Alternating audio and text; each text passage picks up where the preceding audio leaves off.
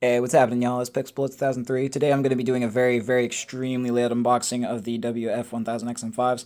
I've been wanting these for a while because I actually have myself a pair of the WH-XM5s. I unboxed those I think a day after they came out or something like that. But these I actually got lately, along with my Galaxy Watch 8. I'm still planning on doing a review of this. But this, by the way, just a sneak peek, this device is rather fucking divisive. Or at least its OS is divisive. The rest of the device is fucking awesome. I'll get to that in the review though. But anyways, I got myself this because let's just say the ANC has started to suffer a bit of a thing with. Excuse me, let me plug my phone in. Oh, thank God for a outlet from a fan hooked up to another outlet, even though this could have easily reached it. But that's completely fine.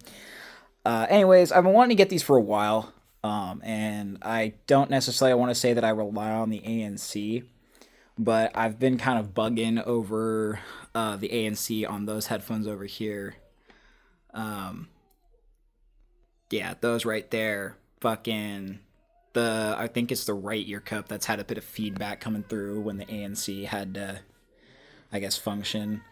But I got these to see if these would be inheriting the same issue, because if it does, I am going to have to say I am going to have to retire off of wireless technology. I hate to fucking say it, but this wireless game is kind of bullshit to me in a fashion, just because, well, as yes, the function to be able to plug it in exists. It's just that what I found out with the headphones is that if you plug them in and if you turn them on, that's actually where you get like the fullest sound from them.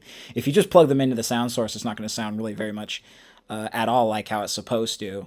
But I will say this, it actually does replicate the sound of what the device purely produces, and that is a hell of a bonus. I will give them that.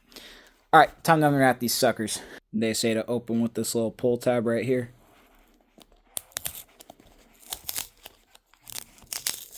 Pretty easy, pretty seamless. Unlike the previous gen that I had beforehand, well, actually, I don't know. That both of them were pretty seamless. It's just this one's pretty dope too, but away that goes. Opens just like the original Gen 1s. Or the original ones, or the XM4s, I should say. Has like the paper wrapping around it, as per usual. I would completely expect this of Sony. Always have, always will. But I will say that the case does look fucking decent, but the buds themselves actually look really sleek. I'll give them that. I will certainly give them that. Watch as like fast pair starts fast pairing to this phone, but anyway, the underlayer that we have here just got your usual pamphlets and stuff. You also have a new actually size of ear tip right there, because originally it only came with two other sizes. This is the new USB Type-C cable that I'll be plugging into here. Not in a second. Goes in both ways and everything. Super nice, super flush. I cannot wait to test these out. I know this is only like a 4-minute fucking unboxing, but I've been so giddy for these for like the longest time ever. And I remember when they came out, I was like, oh, I'll wait till a decent time to buy them. I fucked up when they when they went up by like $30. I was rather disappointed, because I remember when I got these for I don't want to say decently cheap, but I remember when their sales were rather decent.